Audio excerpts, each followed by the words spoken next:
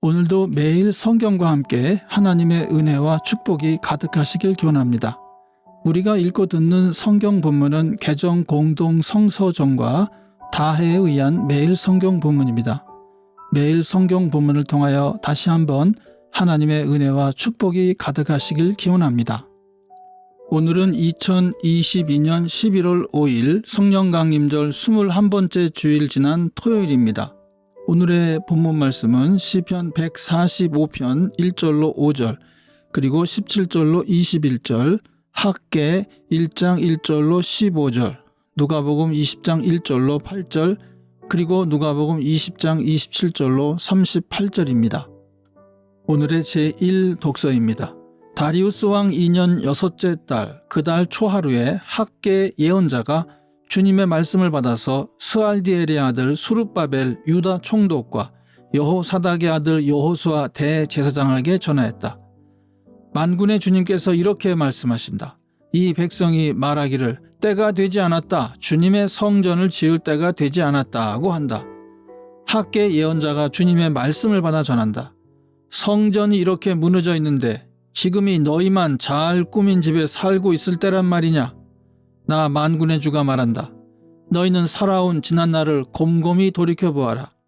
너희는 씨앗을 많이 뿌려도 얼마 거두지 못했으며, 먹어도 배부르지 못하며, 마셔도 만족하지 못하며, 입어도 따뜻하지 못하며, 품꾼이 품삯을 받아도 구멍난 주머니에 돈을 넣음이 되었다. 나 만군의 주가 말한다. 너희는 각자의 소행을 살펴보아라. 너희는 산에 올라가서 나무를 베어다가 성전을 지어라. 그러면 내가 그 성전을 기껍게 여기고 거기에서 내 영광을 드러내겠다. 나 주가 말한다. 너희가 많이 거두기를 바랐으나 얼마 거두지 못했고, 너희가 집으로 거두어 들였으나 내가 그것을 흩어버렸다. 그 까닭이 무엇이냐? 난 만군의 주의 말이다. 나의 집은 이렇게 무너져 있는데 너희는 저마다 제 집 일에만 바쁘기 때문이다. 그러므로 너희 때문에 하늘은 이슬을 그치고 땅은 소출을 그쳤다. 내가 땅 위에 가뭄을 들게 하였다. 산 위에도 곡물과 새 포도주와 기름 위에도 밭에서 나는 모든 것 위에도 사람과 짐승 위에도 너희가 애써서 기르는 온갖 것 위에도 가뭄이 들게 하였다. 스알디엘의 아들 수룹바벨과 여호사닥의 아들 여호수아 대제사장과 남아있는 모든 백성이 주 그들의 하나님이 하신 말씀과 주 하나님이 보내신 학개 예언자가 한 말을 따랐다. 백성은 주님을 두려워하였다. 주님의 특사 학개는 주님께서 하신 말씀을 백성에게 전하였다. 내가 너희와 함께 있겠다. 나 주의 말이다. 주님께서 스알디엘의 아들 수룹바벨 유다 총독의 마음과 여호사닥의 아들 여호수아 대제사장의 마음과 남아있는 모든 백성의 마음을 감동시키셨다. 그래서 백성이 와서 그들의 하나님 만군의 주님의 성전을 짓는 일을 하였다. 때는 다리우스 왕 2년 여섯째 달, 그 달 24일이다. 아멘. 오늘의 시편입니다. 나의 임금님이신 하나님, 내가 주님을 높이며 주님의 이름을 영원토록 송축하렵니다.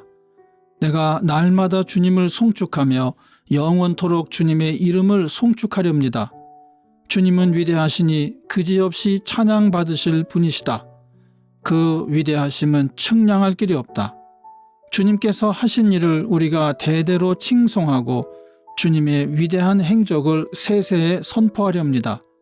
주님의 찬란하고 영광스러운 위엄과 주님의 놀라운 기적을 내가 가슴 깊이 새기렵니다.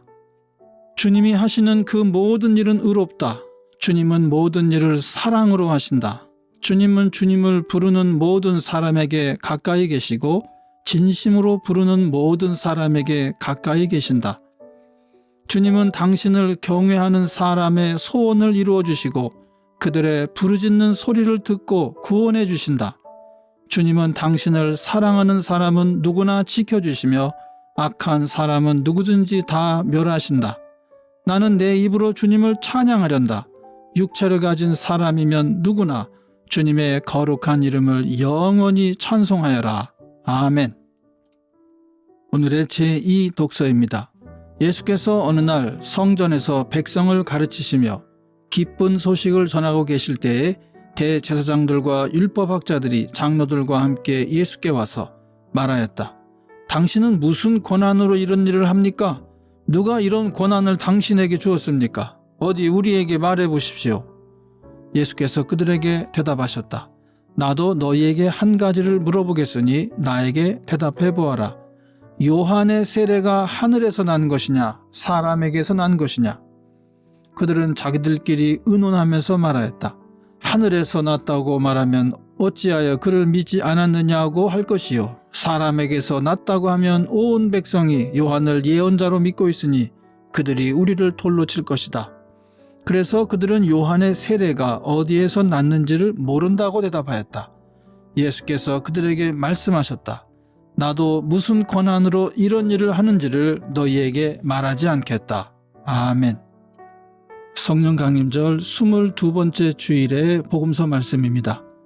부활이 없다고 주장하는 사두개파 사람 가운데 몇 사람이 다가와서 예수께 물었다.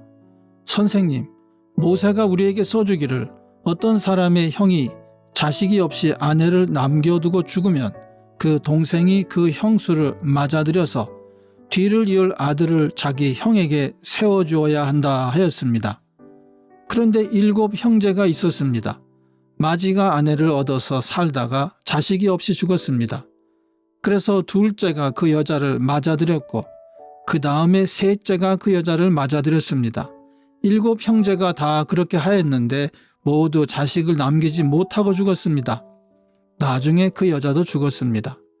그러니 부활 때 그 여자는 그들 가운데서 누구의 아내가 되겠습니까? 7이 다 그 여자를 아내로 맞아들였으니 말입니다. 예수께서 그들에게 말씀하셨다.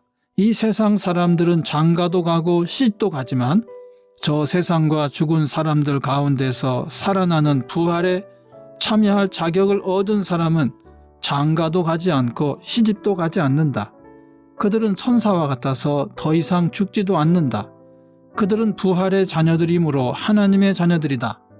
죽은 사람들이 살아난다는 사실은 모세도 가시나무 떨기 이야기가 나오는 대목에서 보여주었는데 거기서 그는 주님을 아브라함의 하나님, 이삭의 하나님, 야곱의 하나님이라고 부르고 있다.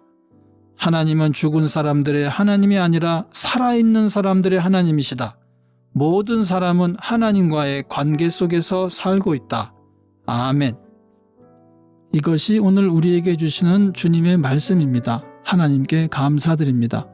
주님의 사랑과 은혜 그리고 축복이 오늘도 충만하시길 기원합니다. 주님께서 인자하심으로 여러분에게 얼굴을 드시고 평강 주시기를 기원합니다. 아멘.